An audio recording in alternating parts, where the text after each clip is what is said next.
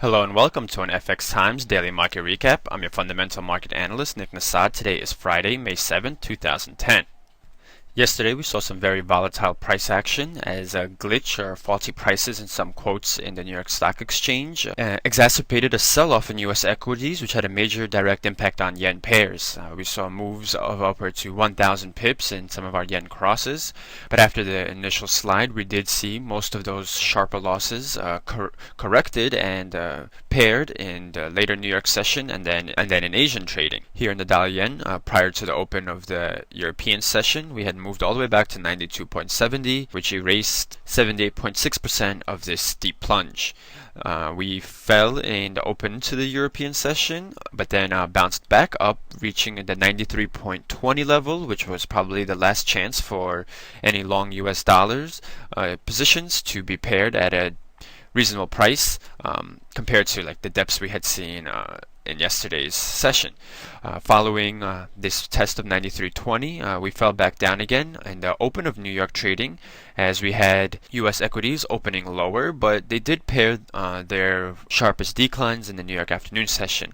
All in all, it looks like we're set to end the week around the 91.30 level in this pair, which is far below what we had coming into this week. The fear now is that perhaps the crisis in the Eurozone over Greece debt could spread into a credit crunch, similar to what we had faced in the aftermath of the collapse of Lehman Brothers. This time the crisis would originate from the Eurozone banking system, and so that continued to pressure risk appetite. The Bank of Japan did announce that it was pumping extra liquidity into the financial markets in order to facilitate some lubrication in the credit markets. And a look at the euro-dollar pair, we see that the euro rallied in today's trading from our lows just above the 1.25 level in yesterday's session until we hit a high of 1.2790. Then we retreated again as New York stocks opened lower, but then similar to the dollar yen, we moved upward yet again in later afternoon trading. Here we had some positive developments in that Germany voted to approve its part of the aid in the Greek aid package, and there was talks or rumors that the ECB will open up a 600 billion euro loan facility for banks over the weekend. That would be able to provide one-year loans to around 1,000 banks at 1%. The ECB had been providing unlimited liquidity at various time frames since the crisis began 2 years ago, and they used to offer one-year money but stopped as part of their exit strategy a few months ago. The reason to step in here is with the great uncertainty over the Greek situation. It's causing banks to fear counterparty risk, and they are not lending to each other. Therefore, the ECB will be stepping in. We also have an EU summit today, and it seems that the EU leaders will vow budget discipline across the Eurozone, as well as for the potential for a change in the EU treaty to tighten up budget rules. In order for those countries to rein in their deficits, especially in southern Europe, it will mean perhaps some weaker growth heading forward. Moving on to our next big story, it was the UK elections, and after sliding sharply in yesterday's trading on their big bout of risk aversion, we started getting the results for the UK election trickling in, and it showed that we would in fact have a hung parliament and that no one party had a clear majority. So the uncertainty there caused a sharp decline in the pound as the pound-dollar pair dropped below 1.45 for a brief moment, though that move below 145 was rejected rather quickly. The pound stabilized afterwards as we had talks that the winner of the most votes, the Conservatives, would likely team up with the Liberal Democrats to form a working coalition. So some of this initial slide, especially today, may have been a short-term knee-jerk dive. Still, we have to see how long it will take for the different UK parties to come to terms on a coalition ruling government. In a look at the euro-pound pair, we see that we had a very sharp surge in favor of the euro as a result of the election, and we hit a high of 0.88, and we rejected that and fell back down into the range we had seen during the week. This pair has been sliding sharply as a result of the Greek crisis in favor of the pound, and today's rally was actually a pretty important, at least technical signal in the charts. Also today we had the non-farm payroll report come out in the US for the month of April, and it showed that the economy added 290,000 jobs in April, plus we had upward revisions to both March's and February's data. So it was actually the second month in a row that we had more than 200,000 jobs added in the economy.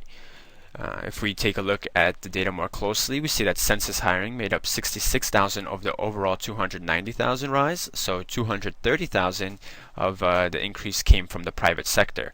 Of that, services made up a 166,000 increase, and manufacturing added 44,000 jobs. So overall, it was a very broad-based gains in jobs in the economy. We did, however, see the unemployment rate rise to 9.9% from 9.7%, but that was a result of 800,000 people jumping back into the labor force, which increased the total pool of unemployed, even though we did add jobs. So that actually made the unemployment rate go up, but the fact that all these people came back into the labor force is a sign that they feel that the labor market may be improving and there are jobs to actually be had. So in this instance, we could almost say that the unemployment rate increasing may have been a good indicator. So today's report should help shore up confidence around the U.S. labor market, strengthening the fundamentals behind the U.S. economy and the U.S. dollar. And while not immediately, it would work to push up the timetable that the Fed is looking at in terms of perhaps raising interest rates. Now, the data did not have much of an impact on currency markets today, as we did have the major concern continuing to be Greece as well as equity markets. Let's take a look at a couple more market highlights. First, let's take a look at the Aussie US dollar, and we did have a statement from the RBA yesterday that read that the fiscal problems in Europe could intensify, prompting a retreat from risk-taking by investors and a sharp slowing in the world economy. If this were to occur abruptly, it could prompt another period of global economic weakness and falls in commodity prices. That statement made traders pare back bets that the RBA would raise rates again anytime soon after Tuesday's hike to 4.5%. After the decline yesterday, the pullback in the pair wasn't as strong as it was in some of our other pairs like the dollar yen, and we were consolidating in a nice sideways channel during most of the trading session. So again, the overall global sentiment and how the Eurozone responds to the difficulties in the credit markets will have a large impact on other currencies such as the Australian dollar, which relies on global growth and commodity prices. Taking a look at the US dollar Canadian dollar, we had a very sharp increase yesterday as we reached almost the 1.0750 level, but about 50% of that rise was pared down rather quickly. And as we went into the New York session in today's trading, and at around 7 a.m., we had a pretty strong report from Canada in terms of its employment change. April saw the Canadian economy adding 108,000 jobs when the forecast was for about a quarter of that, of 24.3 thousand. Unemployment rate there dropped to 8.1%.